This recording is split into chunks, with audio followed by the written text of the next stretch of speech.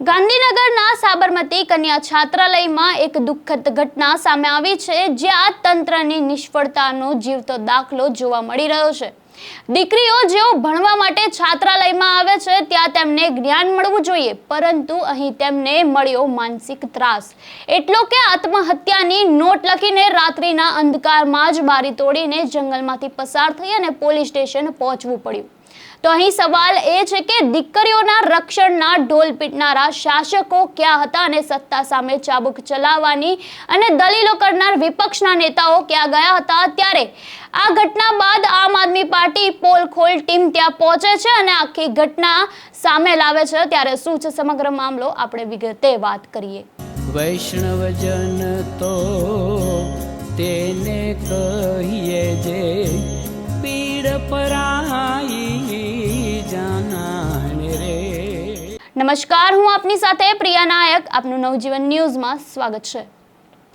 આજે ગાંધીનગરમાં રાંધેજા ખાતે આવેલી સાબરમતી કન્યા છાત્રાલય ખાતે આમ આદમી પાર્ટીની પોલ ખોલ ટીમ પહોંચી હતી, જ્યાં ઘટના એવી બની હતી કે 3 વિદ્યાર્થીનીઓ છાત્રાલયના ગૃહમાતાના ત્રાસથી કંટાળી ગઈ હતી અને સુસાઇડ નોટ લખીને છાત્રાલયની બારીમાંથી કૂદીને ખેતરમાંથી પસાર થઈ જેમ તેમ કરીને મોડી રાત્રે બાળવા પોલીસ સ્ટેશન પહોંચી હતી અને આ અંગેની જાણ આમ આદમી પાર્ટીની પોલ ખોલ ટીમને થતા તુરંત જ આમ આદમી પાર્ટી સેન્ટ્રલ ઝોનના અધ્યક્ષ જવેલ વસાવા તેમજ પ્રદેશ પ્રમુખ પ્રવક્તા ડોક્ટર કરણ બારોટ, પ્રદેશ પ્રવક્તા હિમાંશુ ઠક્કર, શિક્ષણ સેલના પ્રેસિડેન્ટ જીતુભાઈ ઉપાધ્યાય, ગાંધીનગર પ્રમુખ લાલભાઈ વણજારા, પુષ્પ પટેલ, નિશાંતભાઈ ઠક્કર, હરિભવન પાંડે તથા અન્ય સાથીઓ પોથાપુર પોલીસ સ્ટેશન ખાતે પહોંચ્યા હતા અને આ તકે આમ આદમી પાર્ટી પોલ ખોલ ટીમના સભ્યએ જણાવ્યું કે ગઈકાલે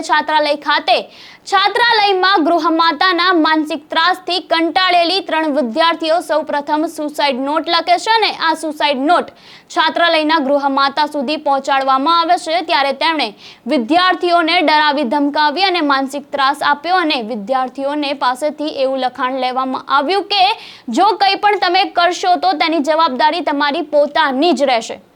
ત્યારે આ અંગે હવે આપના નેતા શું કહી રહ્યા છે, પહેલા આપણે તેમને જ સાંભળી લઈએ।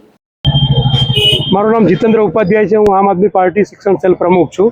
આજે દીકરીના વાલી મને મળવા માટે આવેલા હતા કે દીકરીને એટલી બધી ટોર્ચર કરવામાં આવી છે, માનસિક એટલો બધો ત્રાસ આપવામાં આવ્યો છે। એક દીકરી નહીં, આવી 3 દીકરીઓ હતી જે સવારે મને મળવા માટે આવેલી। એ લોકોને ઘણા બધા કામ કરાવડાવે છે, એમને કચરા પોતું સંડાસ સાફ કરવામાં આવે છે, એમને ઘાસ કપાવવામાં આવે છે। અગાઉ બી આ જ સંસ્થામાં 1 વર્ષ પહેલાં એક દીકરીનું મૃત્યુ થયું હતું। મતલબ આ સંસ્થામાં આ જ પૂરક ધંધા ચાલે છે। આમના રૂમની અંદર મહિલા હોસ્ટેલ છે, હું શિક્ષણ સાથે જોડાયેલો છું એટલે હું જાણું છું કે મહિલા હોસ્ટેલ હોય, ગર્લ્સ હોસ્ટેલ હોય, એમાં જેન્ટ્સને એલાવ ના હોય, છતાં પણ જેન્ટ્સ ગમે ત્યારે હોસ્ટેલમાં ઘૂસી જાય છે, નોક કર્યા વગર દરેક કોઈ બી છોકરીઓના રૂમમાં ઘૂસી જાય છે। એ ઘણી બધી ફરિયાદ હતી। એ ફરિયાદના અનુસંધાને દીકરીઓએ સુસાઇડ નોટ પણ લખેલી હતી અને સુસાઇડ નોટ લખ્યા પછી એ સુસાઇડ કરવાનો પ્રયત્ન પણ કરેલો હતો। પરમ દિવસે રાત્રે આ દીકરીઓ 3 દીકરીઓ બારીમાં લગભગ 15 ફૂટ ઊંચી બારી છે, એમાંથી કૂદકો મારી અને જંગલમાં થઈ અને રાત્રે 1 વાગે બાવળા પોલીસ સ્ટેશન પહોંચી હતી। આજે અમે પેથાપુર પોલીસ સ્ટેશનમાં ફરિયાદ નોંધાવવા માટે આવ્યા છે। ગંભીર ઘટના હોવા છતાં છોકરી એવું કહે છે કે છોકરીએ કશું કર્યું નથી, એટલે શું છોકરી સુસાઇડ કરે ત્યારબાદ ફરિયાદ લેવાની? અમે ફરિયાદ માટે આવ્યા છીએ, અમે મક્કમ છીએ અને ફરિયાદ નોંધાવીને આજે જઈશું।